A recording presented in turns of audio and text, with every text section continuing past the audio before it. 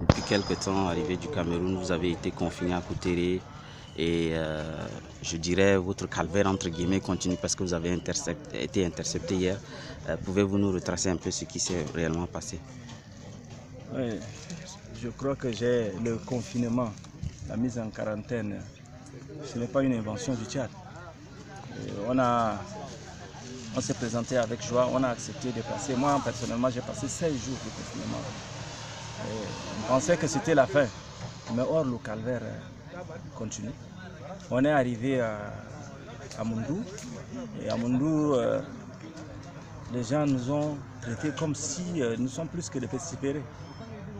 Aucune autorité administrative n'était là pour ne serait-ce que dire un seul mot. Même pas un seul bain, parce que j'ai dit que les enfants qui ont quitté là-bas, du matin jusqu'au soir, ils n'ont rien mangé. Une absence totale, et puis après on nous dit yalla, yalla, yalla, montez, montez, montez, montez, montez, montez, on ne sait pas ce qui se passe.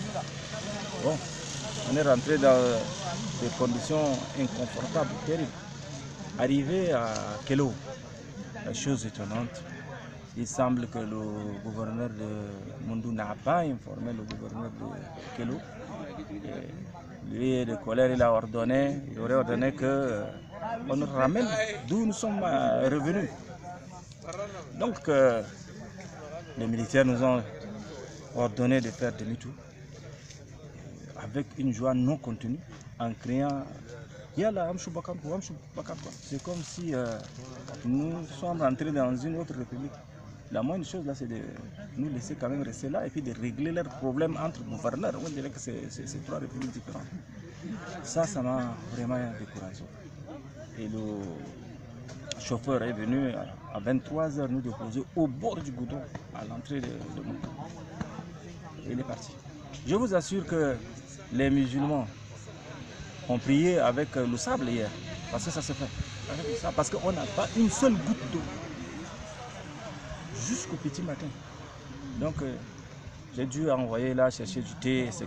pour qu'on puisse prendre. C'est en ce moment que vers les 8 h, on nous envoie des bandeurs de thé avec même pas un seul appel.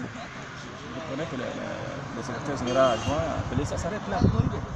Donc on nous ignore. Bon, on espère que ça va maintenant prendre fin et qu'on puisse nous permettre de rentrer à N'Djamena. Ce que je voudrais dire à tout le monde, c'est que les gens qui ont été mis sous quarantaine, la période d'incubation de coronavirus, c'est bien dit que c'est 14 jours. Mais après ces 14 jours, on est supposé être sain. On a notre certificat. Il y a pas. Je ne comprends pas pourquoi on nous traite comme si c'est nous qui devons amener les maladies. Ce n'est pas juste ça. Nous sommes des Tchadiens. Sous d'autres ici, on a vu les gens envoyer des avions prendre leurs ressortissants. Mais nous, on a respecté le confinement, qu'on nous laisse rentrer tranquillement voir nos enfants. Il y a des malades. Moi, personnellement, j'ai été opéré à Douala. Et en rentrant, voilà, cela, donc, cette chose-là a mis à jour l'absence totale de coordination entre les gouverneurs. Il n'y a pas de concertation. Et chacun veut être le super gouverneur. Mais on voit que l'objectif là, c'est des Tchadiens.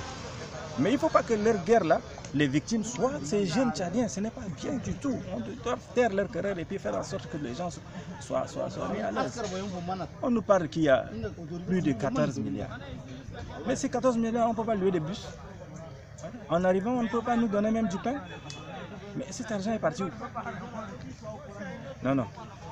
Qu'on bouffe en silence, mais en nous laissant quand même, en mettant quand même les jeunes Tchadiens à l'aise.